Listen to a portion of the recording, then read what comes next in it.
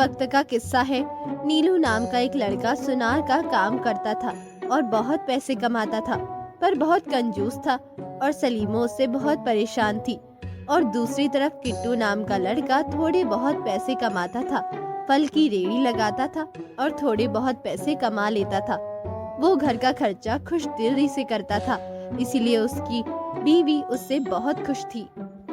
एक दिन सलीमो बर्तन धोते धोते थक जाती है और नीलू के पास जाती है और उससे कहती है, नीलू, क्या फायदा तेरे इतना अमीर होने का? तुझे कोई खर्चा ही नहीं करना तो क्या फायदा इतने पैसे कमाने का? ये पैसे तो कब्र में साथ लेकर जाएगा। अरे क्या हो गया सलीमू, इतना भड़क क्यों रही हो? भड़कू ना तो और क्या करूं? मुझसे इतना काम नहीं होता। तू एक काम करने वाली काम वाली मासी रख ले, मुझसे इतना काम नहीं होता। मोटी नाक वाली, थोड़ी काम में तू स्मार्ट हो जाएगी और काम वाली बहुत पैसे मांगती है और मेरे पास इन कामों के लिए इतने फालतू पैसे नहीं है। क्या सारे पैसे इन्हीं चीजों में खर्च करता हूँ। नीलू, इतनी कंजूसी मत देखा कर। किट्टू को देख, वो इतना गरीब है फिर भी अपनी बीवी को इतनी सहूलियत दे के रखी है। तो उसने कौन सा अपने घर पे एक मासी रखी हुई है? उसकी बीवी सारा काम खुद करती है। ज्यादा बहस मत कर, मेरे लिए जाकर चाय बना के ले आ। घर पे ना ही दूध है और ना ही चीनी। कोई बात नहीं, मेरे लिए बगैर दूध और चीनी के ही चाय वाला ख्वाब बना दे। मैं भी पति वाला ख्वाब सेहत के लिए बहुत फायदेमंद होता है। या अल्लाह, मैं इस कंजूस आदमी का क्या करूं? फिर अगले दिन होता है और तो नीलू फल लेने बाजार जाता है तो देखता है कि किट्टू के सब और किलो की रखी लगाई होती है। नीलू किट्टू के रेड़ी पर आता है और पूछता है, किट्टू, सेब कितने रुपए दे रहे हो? नीलू भाई, आज सेब 250 रुपए किलो दे रहे हैं। मोटे, तू सेब बहुत महंगा दे रहा है। तू क्या सब 150 रुपए किलो दे रहे हैं? मैं तेरे से 1 किलो लूंगा। अरे भाई, कैसी बात कर रहे हो? मंडी में सब 150 रुपए किलो नहीं, उस हिसाब से नहीं बेच सकते। अरे किट्टू, तू भी क्या सोचेगा? चल, मुझे 170 रुपए किलो हिसाब से सब दे दे। नीलू की बात पर किट्टू सोचता है और बोलता है कि चलो दे ही देता हूँ, हो सकता है कि मेरे पास इसके बाद अच्छे ग्राहक आ जाए। अरे क्या सोच रहा है तू? तुम्हें 170 के हिसाब से देने हैं। अच्छा ठीक है, मैं तुम्हें 170 के हिसाब से सेब दे रहा हूँ। सेब मोटे मोटे और लाल लाल दियो, ज्यादा देखना, कंजूसी मत करना। 250 वाले सेब तुम 170 रुपए में ले रहे हो और मुझे ही कंजूस बोल रहे हो। किट्टू नीलू को सब देता है और नीलू वहाँ से चला जाता है और तभी एक बूढ़ा वहाँ पर आता है और बोलता है, क्या बात है किट्टू, तू इतना परेशान क्यों हो रहा है? नीलू इतना बहस क्यों कर रहा था? बहस क्या करनी है नीलू, मक्खी चूस कहीं का, सेबों का कम दाम में ले गया। बेटा, तुम दिल छोटा मत करो, अल्लाह और अच्छे ग्राहक भेज देगा।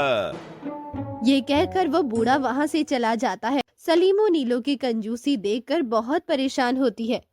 देख सलेनो, मैं फल लेकर आया हूँ। मुझे आज तेरी एक नहीं सुननी, मुझे एक काम वाली चाहिए।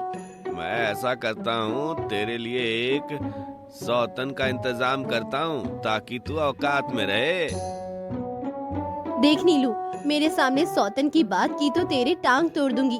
वैसे भी मैंने बचपन में कराटे सीखा है, अपने लिए इंतजाम कर लो वरना मैं खाना नहीं बनाऊंगी। बाजार से लाना, जब खर्चा ज्यादा होगा तो तेरी अकल ठिकाने आ जाएगी और मुलाजमा का इंतजाम कर ले। सलीमो की धमकी काम कर जाती है और नीलू अपने लिए मुलाजमा का इंतजाम करता है और सलीमो उसे किचन का सारा काम समझा देती है और सलीमो कमरे में आराम करने आ जाती है। तभी नीलू जाता है। अरे माई, तू आज क्या बना रही है खाने में? साहब जी, दाल बना रही हूँ, मूंग मसूर की। सलीमो ये बात सुन लेती है और आती है और कहती है, अरे दाल में ज्यादा मासी पानी डालने की जरूरत नहीं है, जितनी बना रही है उतना ठीक है। सलीमो, हम फिर रात में क्या खाएंगे? देख तू अपनी कंजूसी की वजह से मुझे तो हर वक्त परेशान करता रहता है, लेकिन बाहर के लोगों को तो मत किया कर। अगर मासी बाहर जाकर तेरी कंजूसी के किस्से सबको बताती तो लोग तुझ पर हंसेंगे। इसी तरह कुछ दिन गुजर जाते हैं और बात पूरे गांव में फैल जाती है कि नीलू बहुत कंजूस इंसान है और लोग उस पर हंसते रहते हैं। एक दिन नीलू बाजार सामान लेने के लिए जाता है और रास्ते में उसे खूबसूरत लड़की मिलती है। नीलू के तो जैसे होश उड़ जाते हैं और वो उसके पास आता है और कहता है, अरे खूबसूरत हसीना, यहाँ क्या कर रही हो? कहाँ जा रही हो? मैं यहाँ से गुजर रही थी और रास्ते में मेरी स्कूटी खराब हो गई है। मैं घर पर पर्स भूल गई हूँ। अब तो मेरे पास पैसे भी नहीं है कि मैं उसे ठीक करवाऊँ। अरे नीलू के होते हुए आपको फिक्र करने की जरूरत नहीं है। मैं ठीक करवा देता हूँ आपकी स्कूटी। आपका जरूरत है तो मैं आपको नई स्कूटी भी दिला देता हूँ। आप बहुत अच्छे इंसान लग रहे हैं, मेरी स्कूटी ठीक करवा दे। नीलू स्कूटी लेकर जाता है और उसे ठीक करवा देता है और वो लड़की उसका शुक्रिया अदा करती है और वहाँ से चली जाती है। और नीलू रोजाना उसका वहाँ पर इंतजार करने लगता है। उसको उस लड़की से मोहब्बत होने लगी और उसका इंतजार करता है। उसको बाजार से महंगे महंगे कपड़े दिलाता है। इसी तरह दिन गुजरते रहते हैं और नीलू उसे पर अपनी दौलत लुटाता है। इसी तरह एक दिन उससे शादी करने का बोलता है। हाय, ये तो मेरे लिए बहुत खुशी की बात है कि आप जैसा खूबसूरत और दौलतमंद आदमी मेरा शौहर बन जाए। ये हुई ना बात। ये बात सलीमो को पता चल जाती है। वो उदास होकर छम्मो के पास आती है और उससे सारी बात बताती है। ये तो नीलू भाई की बहुत गलत बात है कि दूसरी शादी करने जा रहे हैं। एक बीवी के होते हुए एक तो हुकूक पूरे कर नहीं सकते तो दूसरी को लेकर आ रहे हैं। सलीमो बाजी, आप तसल्ली रखें, देखना सारा कुछ ठीक हो जाएगा। देखते ही देखते 4 दिन गुजर जाते हैं और नीलू उस औरत को घर लेके आ जाता है और गांव के कुछ लोग भी निकाह में शिरकत करते हैं। और वो लड़की बोलती है कि नीलू जी, मैंने इन लोगों के लिए शरबत बना कर लाती हूँ। और वो लड़की शरबत में कुछ मिला कर लाती है और सब लोगों को वहाँ पर शरबत पिलाती है और सब लोग वहाँ पर बेहोश हो जाते हैं। और वो लड़की बाग में सारा सामान डालकर चली जाती है। जब उन सबको होश आता है तो नीलू देखता है कि फिर वो जल्दी से अलमारी के पास जाता है और देखता है सोना और वहाँ से पैसे सारे गायब हो जाते हैं और वहाँ बैठकर रोने लगता है। हाय हाय, मैं लुट गया, मैं बर्बाद हो गया।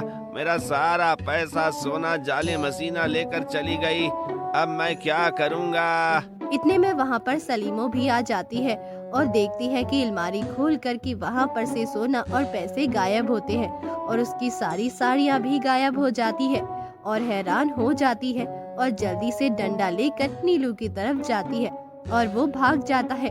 सलीमो पीछे भागती है।